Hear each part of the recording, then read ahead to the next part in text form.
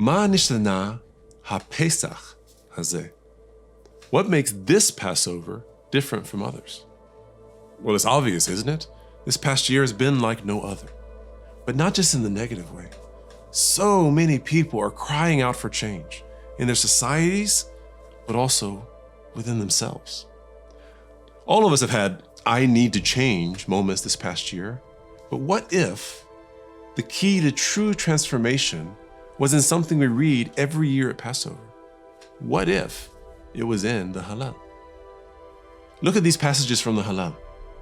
He raises the poor from the dust, lifts up the needy from the refuse heap. O Israel, trust in the Lord. He is their help and shield. You have delivered me from death, my eyes from tears, my feet from stumbling.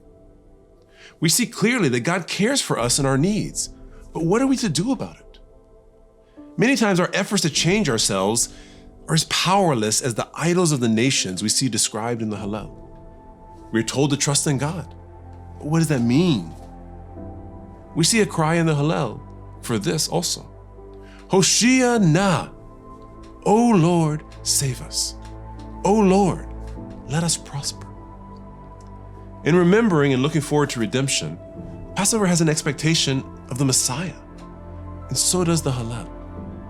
During the later days of the Second Temple, this aspect was of added importance to the people who were suffering. In difficult or trying times, people often look and long for this one who God promised would bring real change. We see this in the movie Fiddler on the Roof. After being evicted from their shtetl, Mottel says, "Rabbi, we've been waiting for the Messiah all our lives.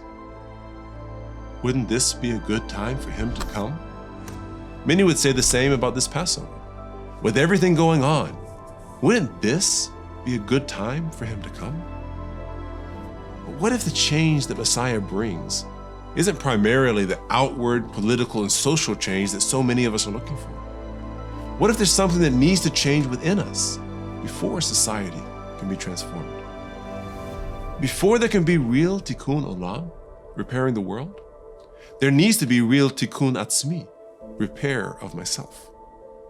But even though we are the ones who need tikkun, we can't repair ourselves. The key to this transformation is in fact the Messiah. 40 years before the destruction of the temple, a man rode into Jerusalem on a donkey, fulfilling Zechariah 9:9, while the people shouted, "Hoshia na!" And another part of the Hallel, "Blessed is he who comes in the name of the Lord." Instead of inspiring war and violence, this man taught that we should love our enemies and even pray for them. Instead of loud external displays of religion, he encouraged a humble change of heart. Instead of persecuting those who thought differently than him, he willingly sacrificed himself for them.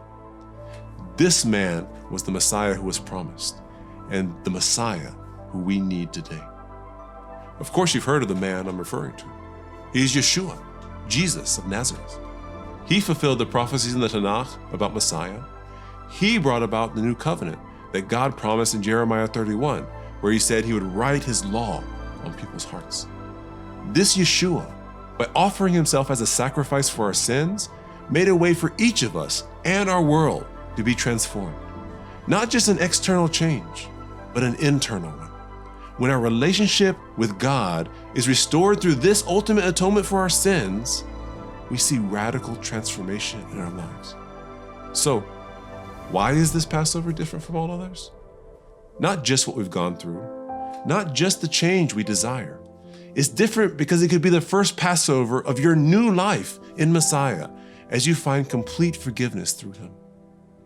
I challenge you to step out from traditions and preconceived notions, to explore for yourself if Yeshua really is the Messiah, and find true transformation in him.